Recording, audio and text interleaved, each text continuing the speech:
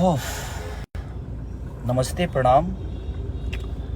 और बस एक बात कहने आया हूँ।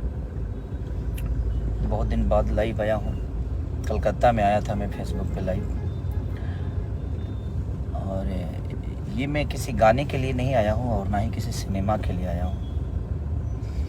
आज मैं लाइव आया हूँ बस सरकार से और हमारे संगीत कला से, जो हमारे तीन भाई जो सांसद हैं, मैं उनसे भी रिक्वेस्ट करने आया हूँ। अपने माननीय मुख्यमंत्री हमारे नीतीश चाचा जी और तेजस्वी भैया या हमारे योगी जी, जितने भी हमारे जो हिंदी भाषा के लोग हैं, जो इस पद पे हैं कि वो सरकार से बात करके, हम लोग तो एक मनोरंजन के साधन है।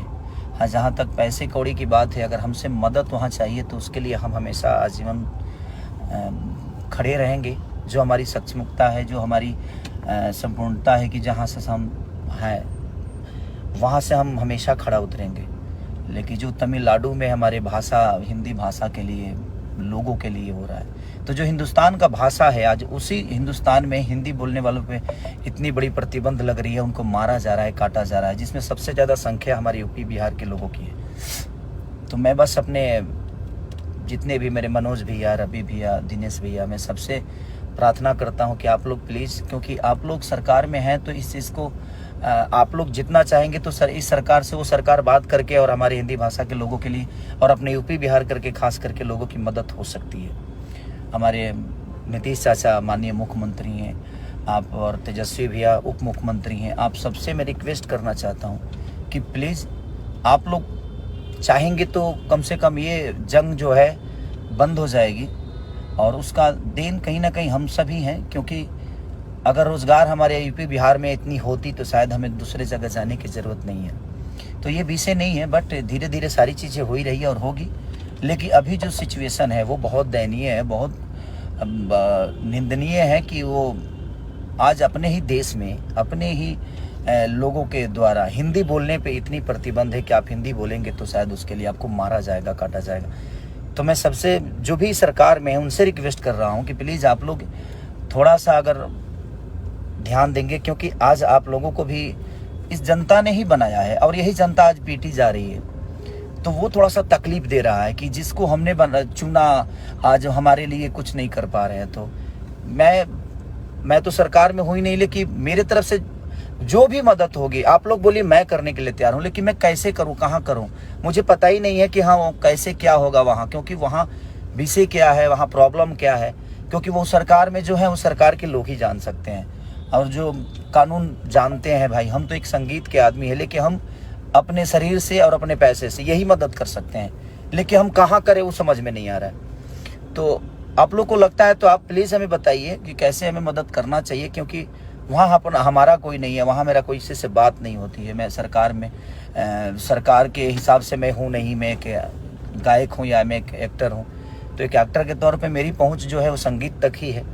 और हाँ, बिहार में चीज़ें होती, यूपी में होती तो मैं समझ सकता था कि वहाँ पे मेरे अपने लोग हैं और वहाँ मैं अपनी चीज़ों को पहुँचा सकता था, लोगों का हेल्प कर सकता था। इनकेस की दिल्ली तक, दिल्ली, कलकत्ता, यहाँ भी लोग हमारे अपने हैं, मुंबई हैं। तो जहाँ पे हैं वहाँ पे हम सक्षम हैं, जो वहाँ पे किसी की मदद मुझे नहीं लेनी पड़ेगी। लेकिन जहाँ पे मेरे लोग नहीं हैं, जहाँ पे हम कभी गए नहीं, तो तमिलनाडु में जो भी चीज़ें हो रही है, मैं सरकार से रिक्वेस्ट कर रहा हूँ, अपने बिहार सरकार से, यूपी के सरकार से, कि प्लीज़ आप लोग थोड़ा सा आगे आकर अब उन भाइयों का रक्षा प्लीज़ आप सब करिए।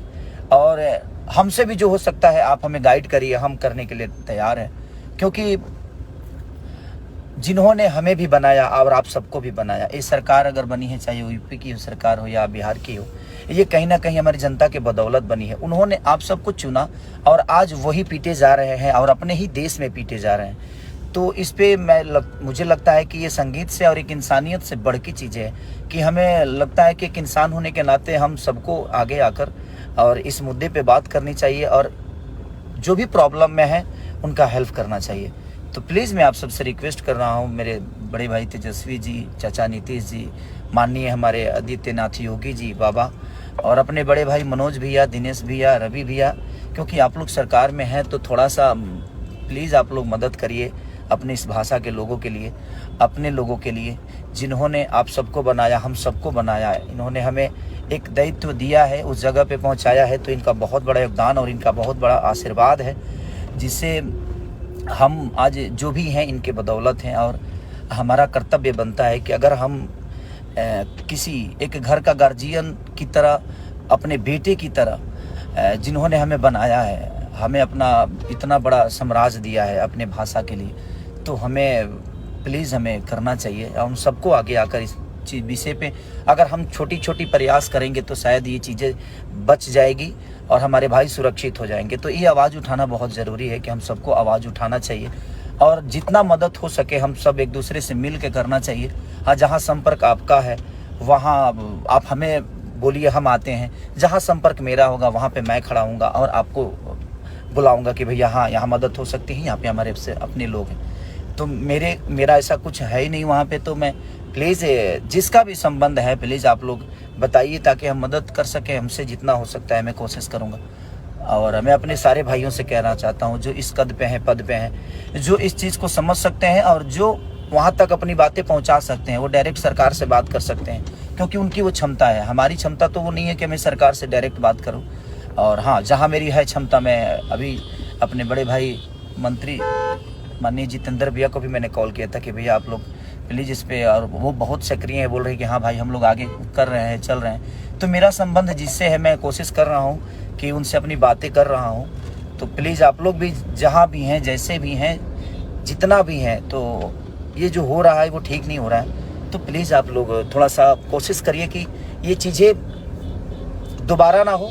और अपने देश में रह के भी अगर अपने भाषा के बोलने पे प्रॉब्लम है तो फिर उसके लिए मैं क्या बोलूँ, कैसे बोलूँ, राजनीति मुद्दा है क्या है नहीं पता मुझे, लेकिन मानसिकता कितनी घटिया है जो अपने राज्य में भी, अपने देश में भी हम अपनी चीज़ों को नहीं बोल सकते। अब हम बिहार में रह के भोजपुरी नहीं बोलेंगे तो क्या बोलेंगे भाई, हमारा राज्य है वो। और हम इंडिया में रह के हिंदी नहीं बोलेंगे तो हम क्या बोलेंगे। अब अंग्रेजी तो बोल नहीं सकते हम क्योंकि हमारा राष्ट्रभाषा है।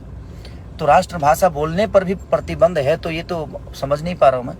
बट अब क्या है मुद्दा नहीं पता मुझे, ये मुद्दा क्यों उठा है, बट मुझे दुख हो रहा है। मैं दो दिन से देख रहा हूँ ये मुद्दा को कि हो सकता है सुलझ जाए, लेकिन मुझे लगा कि नहीं, मुझे बोलना ज़रूर चाहिए ताकि हम सब मिलकर बोलेंगे, हम सब मिलकर कहेंगे तो शायद ये बातें लोगों तक पहुँचे और बड़ी लोगों तक पहुँचे, और पहुँचेगी तो शायद इस पर जल्दी एक्शन होगा।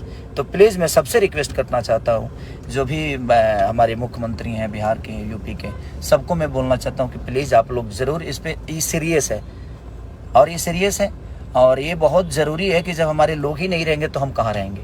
तो पहले उनको बचाना बहुत ज़रूरी है।